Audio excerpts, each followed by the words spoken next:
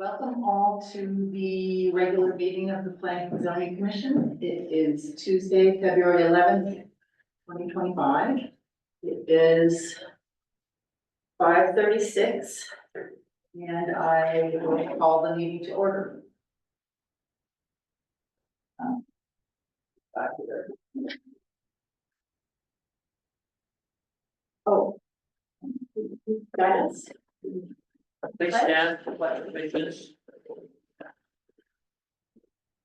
I pledge Allegiance to the flag of the United States of America and to the republic for which it stands, one nation, under God, indivisible, with liberty and justice for all.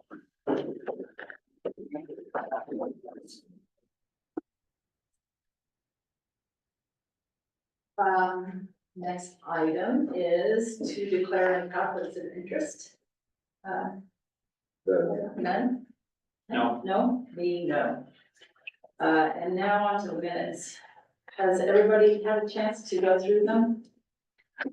Yes, and then we some corrections on the 14 minutes, but I'm getting sure on it. Oh, right, I made corrections. I'm sure. And those have been updated already, Oh, too, great. the corrections have all been updated. Wonderful. I move we pass and approve the January 14, 2025 minutes as corrected. I second.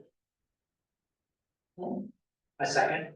Okay, vote. Aye. Aye.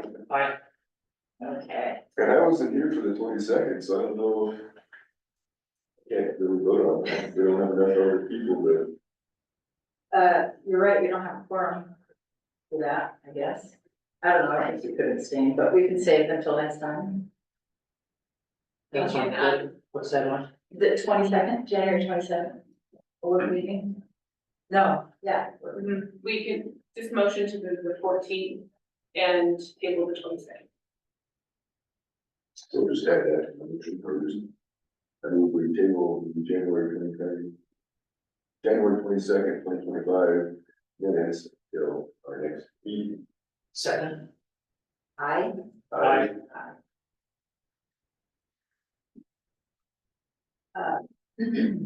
Now we have open forum. Anybody who has some comments that are on items that are not on the agenda?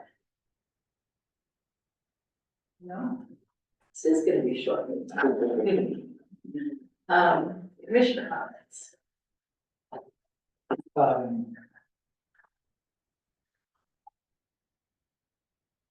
No, now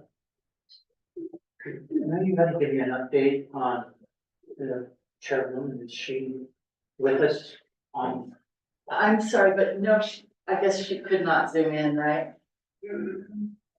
She's not, no, She's probably still in the hospital. Yeah, that's the last I heard, and Cameron's not here tonight? I didn't know. no, I not. Not her. I mean, he might be late, but that's right now.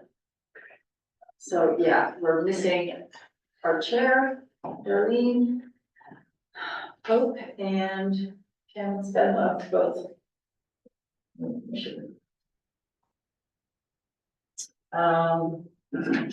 we, Motion to open the public. word we comment about letters? Oh, Can I make a comment? yes, please. Lauren, I got your letter.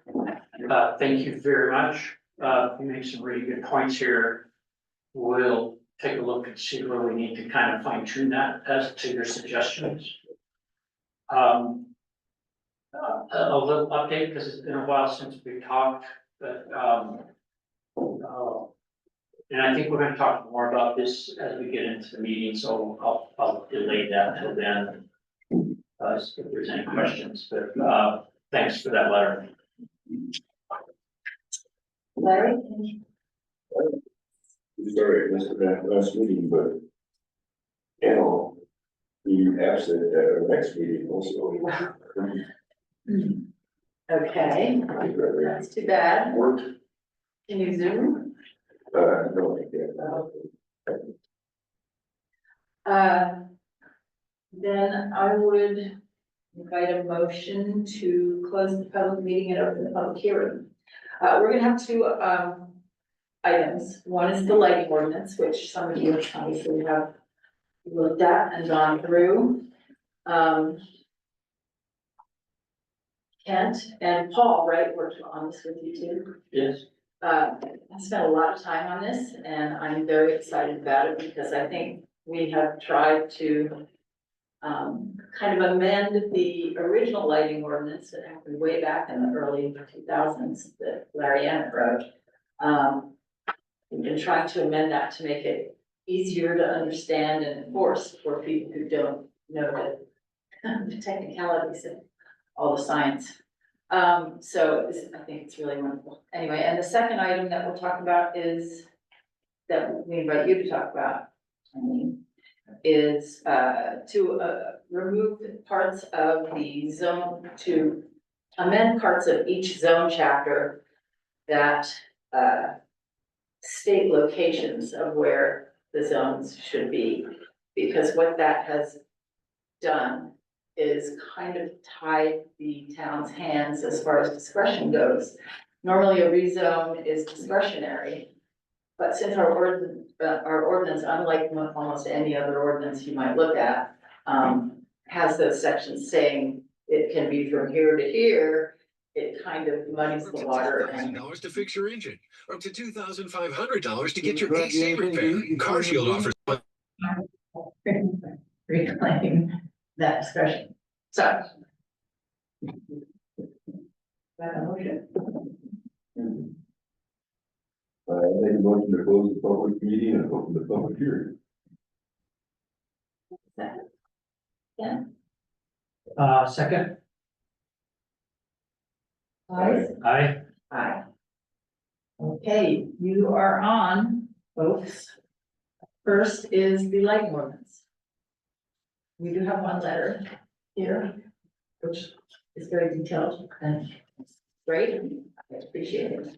And I'll just go first. Yeah. I'm just gonna add to that, I'm not gonna read my 33-page letter, that's not. But I did want to say one other thing about this I didn't put in the letter, and that's that I think there's gonna be a real problem with the non-conforming 7-year plan. I think it's unfair to existing homeowners, especially in Rio de Sion. A lot of our homeowners have just built in the last 2 or 3 years, and it's expensive. I think Joe counted ours. We have 16 lights that would probably have to be replaced, and they're only 2 years old. And they're pretty expensive, especially if you get dark sky compliant lights. If they have that seal on them, it doubles the price. So, that's an issue, and I think you might want to reconsider that non-conforming requirement that it be remediated. I don't think it's a bad idea to do the initial assessment, to point out to people what deficiencies they might have, but I don't think there should be a requirement that they have to remediate them within 7 years. Another alternative could be a couple things. It might be on a transfer of ownership. Perhaps if there was a transfer of ownership, that might be an acceptable responsibility to pass on to the new buyer. So that might be an alternative to get there, but I think a lot of it's gonna be education. And I didn't see anything about educating the public about the need for this. And I think that's get rid of the remediation clause, because I don't think it's fair. Not some lady. Hi, Joe Martinez, Rio de Sion. I don't have anything written prepared, but I did read through the proposed ordinance. As Lauren stated, we do have, our home is about 4 years old that we've spent money on the exterior lighting. I counted 16 exterior lights that are on our home. I only light up 3 lights at 25%, and they're off by 10:30. So if I were to light up all 16 exterior lights at 100% with dark sky, I will be emitting more light than I do with the 3 lights that I have on at 25% that are not dark sky compliant. So I think you need to look at not just you know, the lumens is you need to look at, what's that one word? The lux is how much light it's producing. I know that might be a little harder, but I think I produce a lot less lights, a lot less, with the lux than I do, if I went ahead and changed all my lights and ran them all night long at 100%. You know, therefore, that's what you're saying that I could do is, as long as they're dark sky, I could light them all night long at 100%. Right now, I'm turning my lights up at 10 o'clock, so you might want to look at maybe creating orders of when lights can be turned off and what percentage, how much, you know, how much of the lux it's producing. So, that's all I have to say. Thank you. Thank you.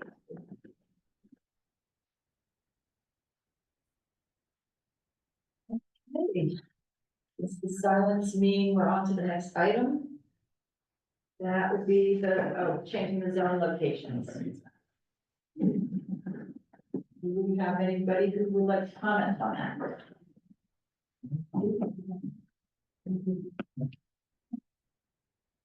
Okay, I was supported on the last one. My name is Lauren Campbell, I'm with Rio Cedar, I'm in Virgin.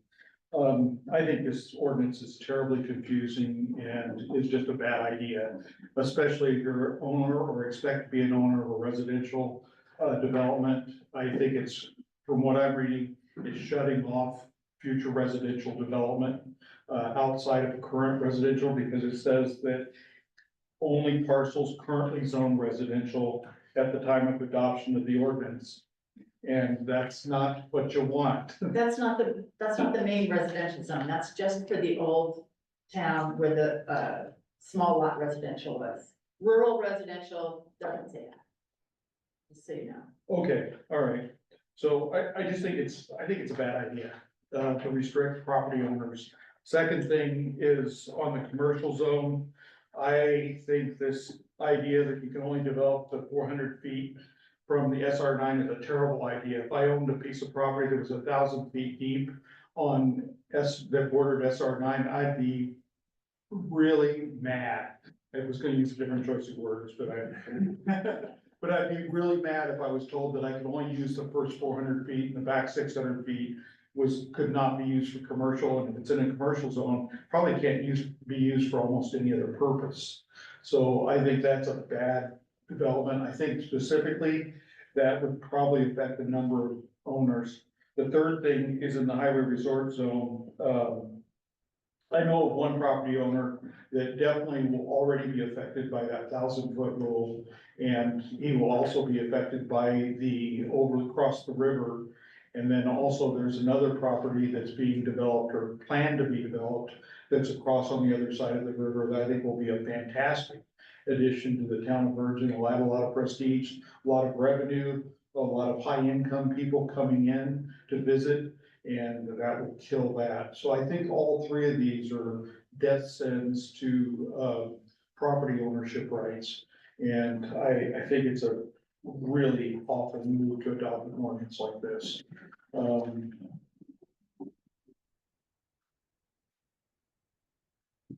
one good thing to bring up. But I think that's enough. So thank you very much for the opportunity to speak. Thank you. Thank you. Anybody else about the location sections? Okay. Well, I make a motion to close the public hearing and open the public meeting. Second. Aye. aye. Aye. Thank you. Now. We have discussion on opening ordinances.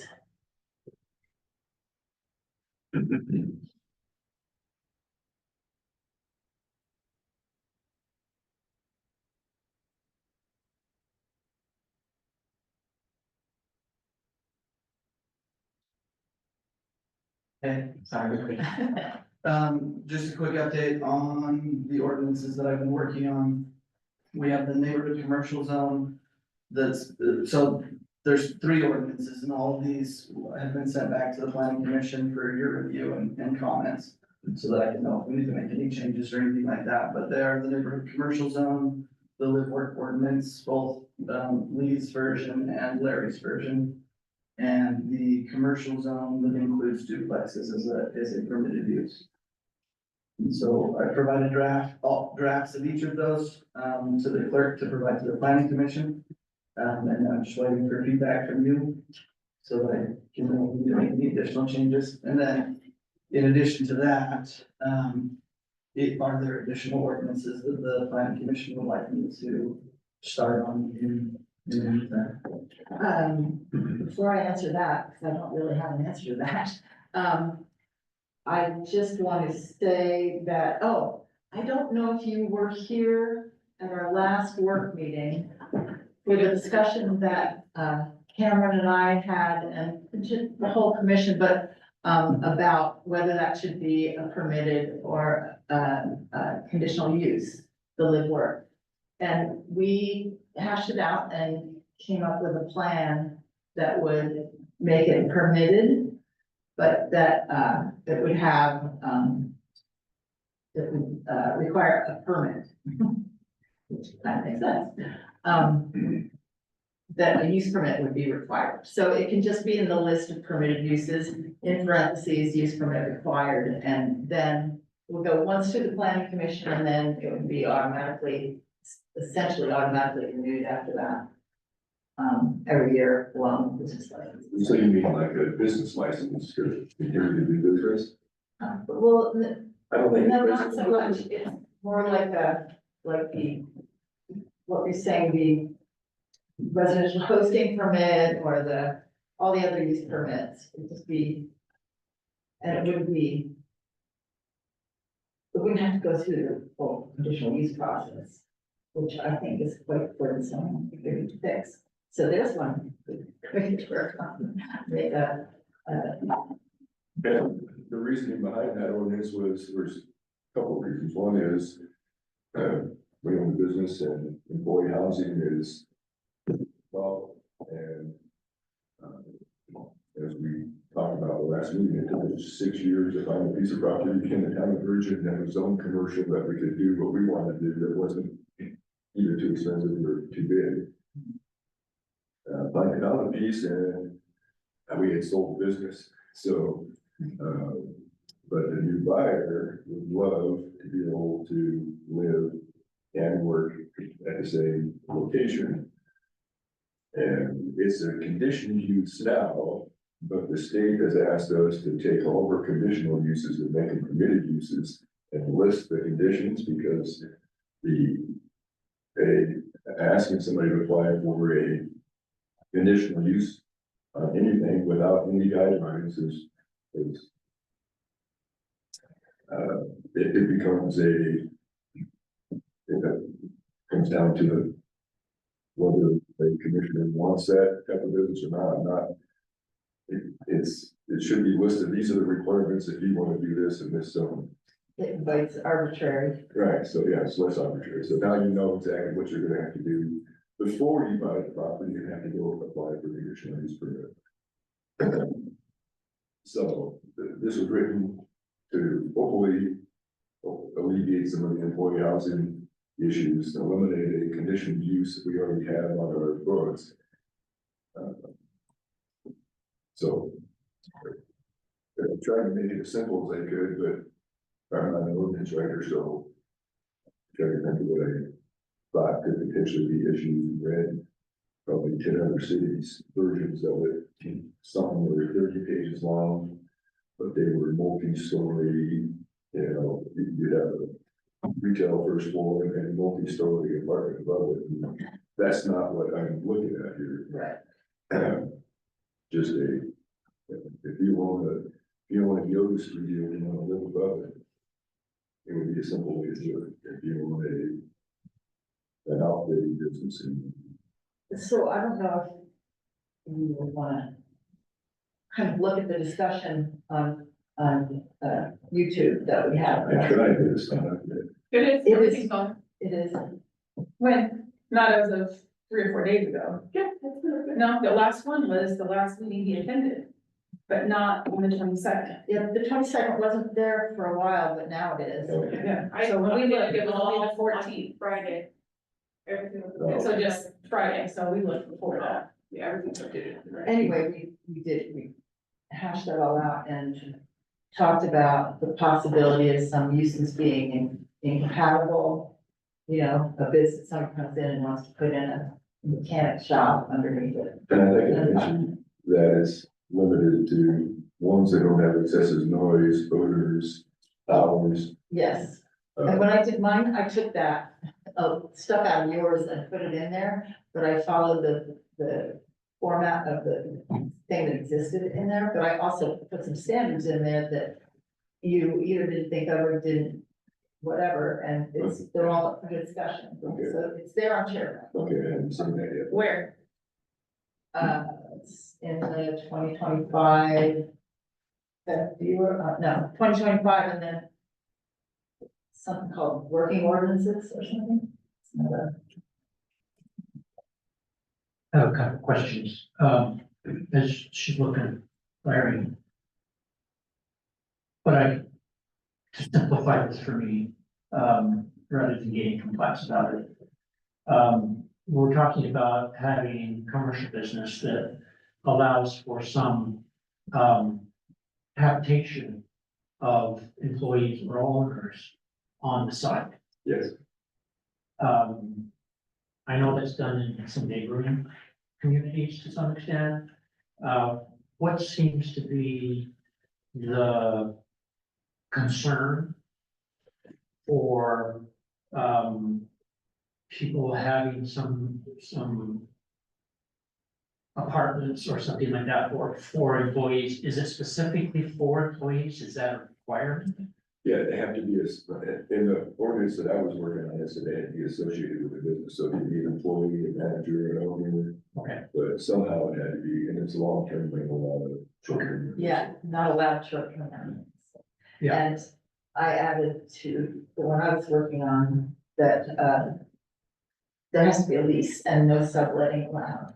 Yeah, Because somebody could, I know that people are leasing apartments and then vacation renting them, so we don't want that to happen. yeah, so like in this particular case, if there was a landlord that owned all the buildings and the tenant that was the commercial tenant, my thought was he would have a subletting lease with his employee if it wasn't him. Yeah, as long as And that, that would be a requirement. Piece of property that I was gonna build would be a requirement that you have to have, I had to have a copy of that lease with your employee, not just a. So that. See. I'd love to make condos and be able to sell them individually, but I think we're a long ways from that. So. right, So Lee, are you concerned? What are your main concerns? density is probably my main. Okay. concern. And also the abuse that could allow it to turn into an apartment complex, when, in my mind, the idea is to incubate small business. Yeah, who's gonna be there, whose friends are gonna be sleeping with, the employee, don't take that wrong, I mean. So does the ordinance that you put forward have, ways that can be dealt with? So that it has to be an employee, you can't have guests, et cetera, other than family? I think says that the residential tenant has to be associated with the business, so Okay. either employee. And what about the residential tenant having visitors, that spend the night? I can't limit that, I don't think that's legal. I don't think That's we can. illegal. So it has to be, you'd have to have some kind of definition that would be defining, a person as a tenant, employee. He would, I would assume, be occasionally allowed to have some kind of a guest or something like that, a visitor. But, you have to have some kind of an ordinance in for, I would think, comment wordage in there that says that cannot be for maybe so many days, or something like that. I think that's in most standard residential leases, is that if you're gonna be there more than a couple days, you have to. Okay. have a lease. All right, Yeah, I have, in this one, there's an eligibility section that includes only a live work unit permit holder, business owner, or employee and immediate family members may occupy the living quarters. And only the owner, proprietor, or operator of approved business can be granted a live work unit permit. So it's kind of up to them to make sure they do that.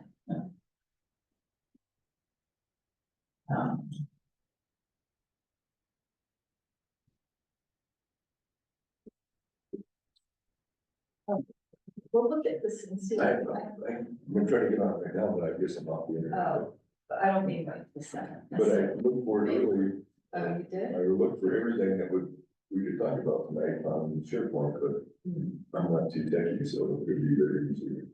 It's so complicated. And See a document in one place and anyway, but then if you're looking for something to work on, yeah. one of my goals early on was to, I had a piece of property in the city of Washington, and they have a very, and I think it's an overlay zone for all the hillsides and mesas to protect scarring up the hillsides and building houses right at the edge of mesas, and it's pretty well written, but it's long, way more than I felt like I could write my own. But if you want to look at Washington City, I think it's hillside protection overlay.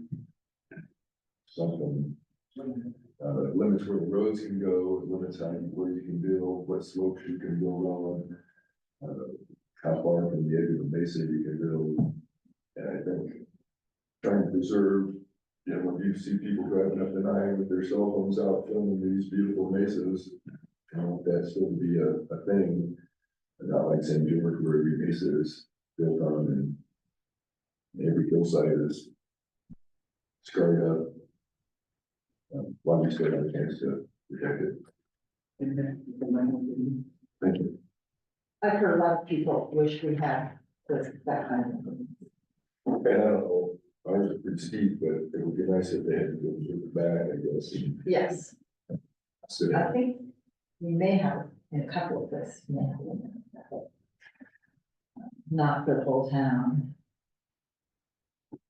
Do you have an ordinance you would like Riker to work on? No, not. I just wanted to talk about something that kind of affects everything we work on. And I wrote some notes about it, so. I have one comment, maybe back and referring to your question about Riker. With regards to the lighting ordinance, Riker's gone through that as well as the governor's commission. In Utah has gone through it and, made suggestions, the governor's, commission, or stamped it to some extent if you want, to put a different term on that, that's okay. They thought it was good. We had a lighting ordinance before, that had, problems of, I think, not being able to be enforced because we didn't have a way to enforce it. Right. And so, I hope people can think about the ordinance that was there previously as we go forward to try and mediate and be sensitive to people who have spent a lot of money and have a lot of expense, and hope that we can educate each other and educate our community to realize what we're trying to do. And I think we all probably have that same definition of we want to keep what we've got. And because what we've got is really special. I think that in order to do that, we have pressure from a lot of different areas, mostly commercial, to try and we can see where that comes from. It's you know, go out on a clear dark night and we can see where the sky glow comes from. We can see it coming over from the other end of the county. We can see it coming over from even Iron County. We can see it coming over from Canal even. clouds are right and the moisture's right in the air, we get sky glowing. And we don't get to see the Milky Way that night. But, to try and, look forward into the future with the pressure that we all feel is happening to us, I do think we all are probably gonna, I think I'm going to have to tighten up what I thought was really tight when I built my home 8 years ago. And, it's gonna be, to some extent, my overall feeling, and I don't know if it's mutual, but I want us to think about the concept of thinking about, what Lauren mentioned, which is that we are not allowing light to escape up, but we're keeping it coming down. And the concept of being up in a satellite somewhere, or, a spacecraft, and being able to look down and see, we should see darkness here. That's what we see today pretty much. Depending on the time of year, we're starting to have problems. It might be clamping, it might be RV camping, it could be a service station reflecting off the cement from his canopy. We have these problems that are facing us, and we need to have a way to work with people to find a solution that they believe in what we believe in and what we want to accomplish. That is to their benefit, not only health-wise, but I think in the future financially. Because people are coming from all over the world, because there's dark sky in this corridor. There's 2 certified communities. The governor has requested that the corridor stay and get certified. Whether that's their certification, which is probably more lenient than the International Dark Sky, the ICA's, it probably is. I'm not, but we have 25 of our state parks that are certified as dark sky, and I think 4 of our 5 national parks are certified in Utah. It's going to be, unfortunately, a huge commercial attraction to more and more people coming to where we live, and we're gonna feel that pressure. So that's what we're trying to do, and I appreciate the comments again that have been made on this. And I remember very well the comments Sherry made a couple of months ago, and concerning the expense as well as tonight, Lauren mentioned some of that, Joe. We're concerned about all that as well. And my concern is that we get that lid on the top. We have lighting for safety, but we don't need lighting showing up through our landscaping and trees and stuff that's pointing up into the sky without shielding. And that's kind of what I'm pushing for. I know that the people I'm working with want to be lenient and give people time to make those adjustments so that we can enforce and keep what we've got, which is so unbelievably precious. To be able to walk out and see the Milky Way, to me is not only uplifting, I think it's helping. I think it makes me sleep better at night. And I think that people will come from all over the world to continue to come and stay in our facilities and visit us. And I'm thinking about, I want to be a guide when I retire. I've already talked about that. I want to be one that drives somebody up in one of your vehicles up on Smith Mesa. And, you know, lay back on a cot or whatever you got, a cocoon, and talk about what stars and constellations are there and be able to pinpoint that. And they're doing this now already. This is already happening around us.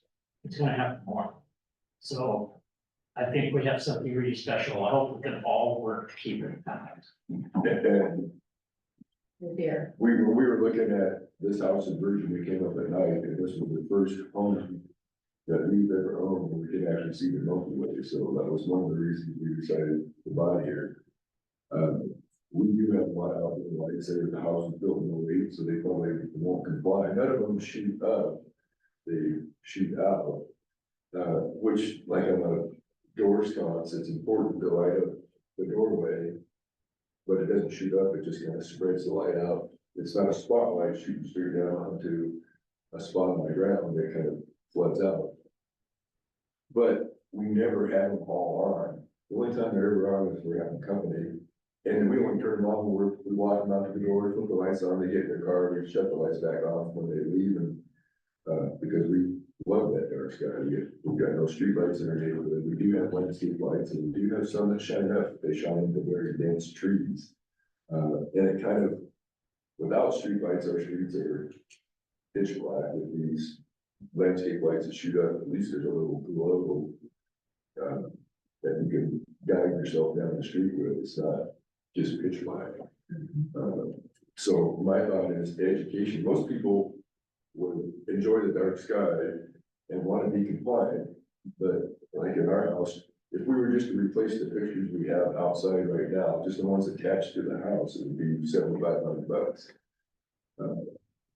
And if they're dark sky compliant, it'd be $15,000, but, and I know we have a 7-year deadline on that, but I think if we just educate people and tell them that, God, here's what we're trying to achieve, and use some common sense and don't overuse your lights or put them on a dimmer like Joe does, that we could probably save our dark skies and not cost our existing homeowners a lot of money. I know a lot of people have motion lights for security, and I understand that, but those only come on when there's motion and they shut off, in 60 seconds. So I think there's a lot of ways that we could make this work, accomplish what we're all hoping to accomplish, and that's to be able to see the building for our backyard. Yeah, I think if we can work with what we've got and be patient with each other on that, I agree totally. I want Shiloh to, when we pass this, to hand this ordinance to every single person that wants a permit to build something. And say, this is important to us. Yeah, and I think it's important for new construction, of course, that, I mean, that's a great opportunity to make sure we're doing it right.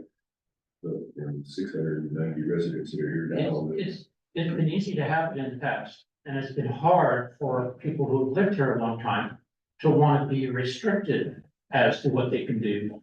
Because they've never had to be restricted, they've never needed to, they've always just had a dark sky, and they've protected that, whether they thought and realized they were or not. We didn't have a population that you could see us from an airplane above. It was dark.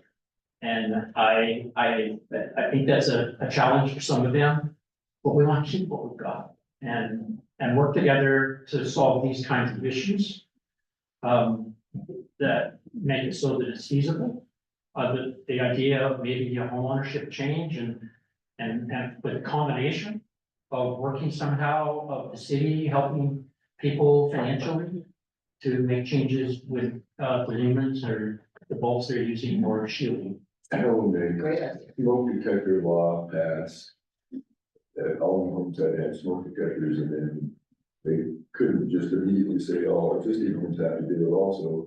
It was when you had to have your house re-roofed, or you had to have, you needed to build permit for 50% of the value of the home.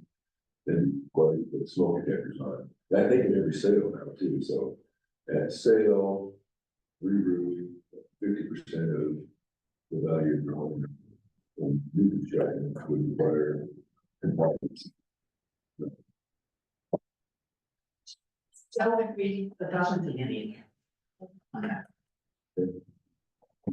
Adopted the first lighting ordinance that, Larry Emmett wrote way back when. We were one of the first towns to adopt something to protect the dark skies in the area. And, The next one's gold. and at the time, one of the things we talked about was that, was what about retrofitting something onto commonly found existing outdoor lights that people don't just, like the jelly jars, for instance. We fantasized about having somebody manufacture something that could just snap over it and have it reflect down instead of out. And, there wasn't anybody doing that then, but I bet that there are some people doing that now. Yeah. So I think that might be worth looking into for people who just, they don't want to change their lives, but they do want to be in compliance with or do what they can to preserve lifestyle. And as far as the 7-year thing, I think that,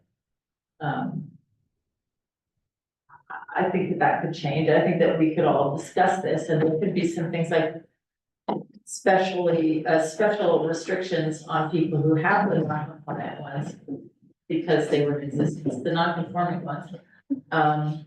Like they could have a certain deadline when they have to be turned off, that they, if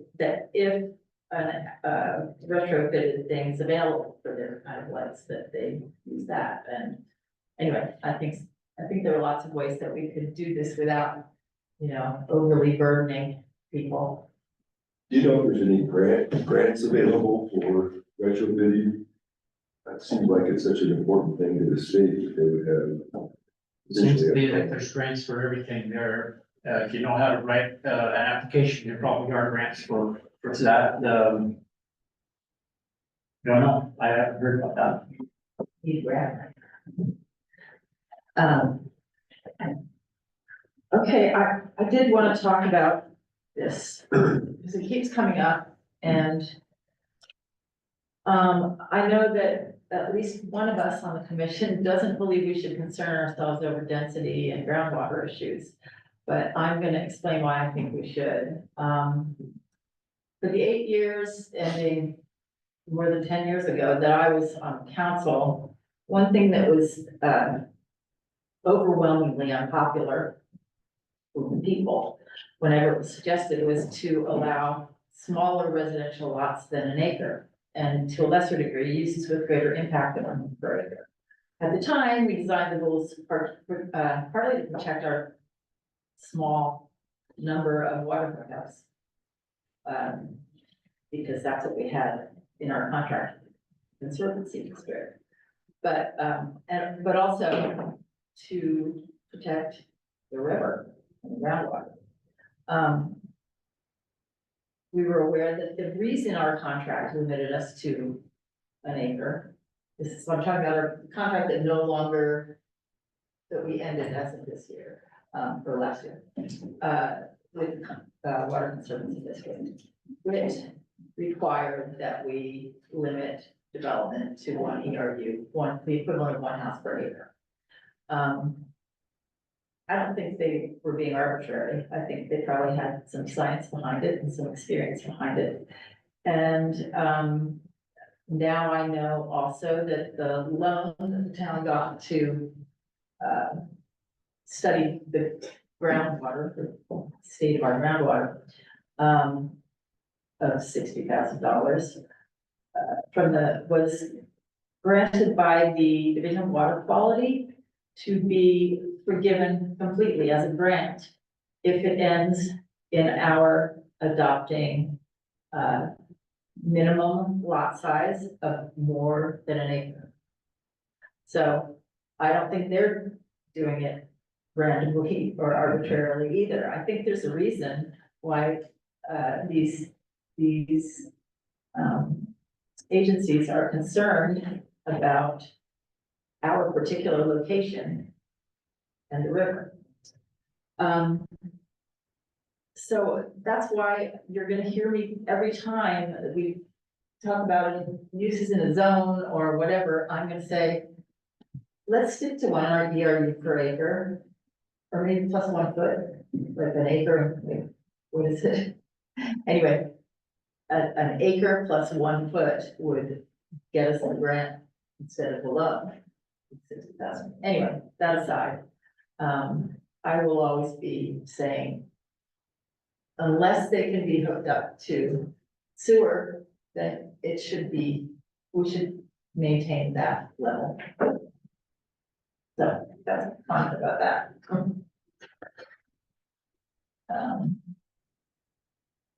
Any other discussion?